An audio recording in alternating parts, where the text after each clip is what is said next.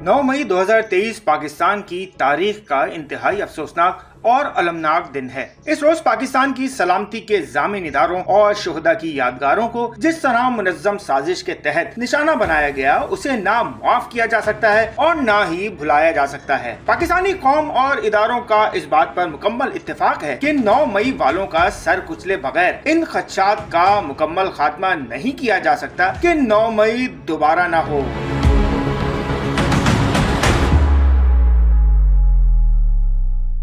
इसी कामिल इत्तेफाक राय का नतीजा है कि अफवाज पाकिस्तान के तर्जुमान ने दो टोक ऐलान कर दिया है कि 9 मई के सानहे के मंसूबा साजों, सहूलतकारों और करने वालों के साथ ना तो कोई समझौता हो सकता है और ना ही उन्हें कानून की धज्जियां उड़ाने की इजाजत दी जाएगी।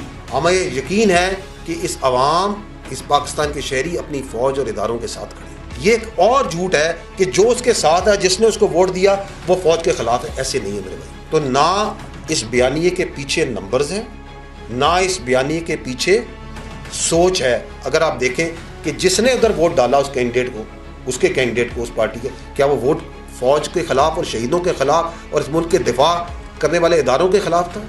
क्या वो वोट 9 मई के जलाओ घेराव के हक में था? Absolutely not.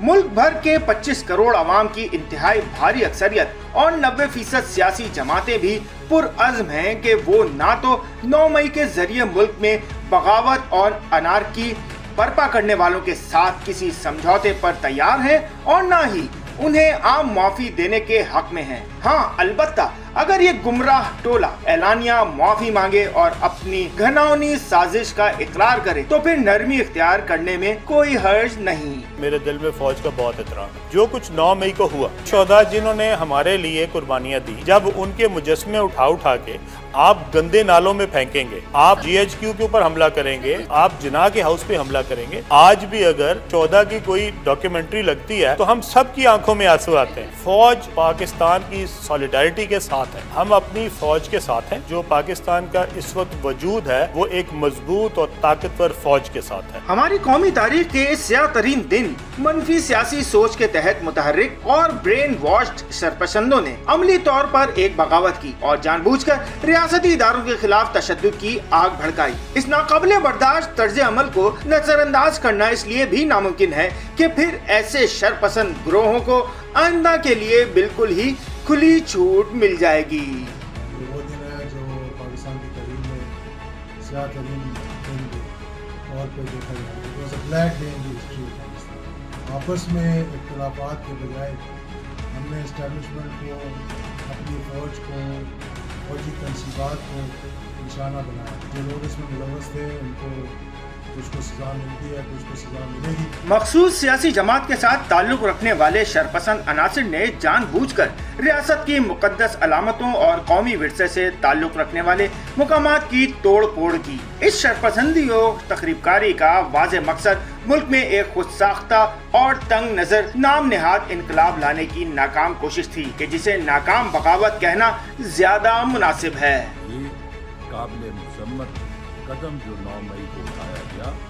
इस लायक है कि जो लोग इस साजिश में मुलव्वस थे उन्हें करार वाकई सजा मिलनी चाहिए, ताकि आइंदा कोई ऐसी हमारी रियासत की हुर्मत पामाल करने की जसारत न कर सके।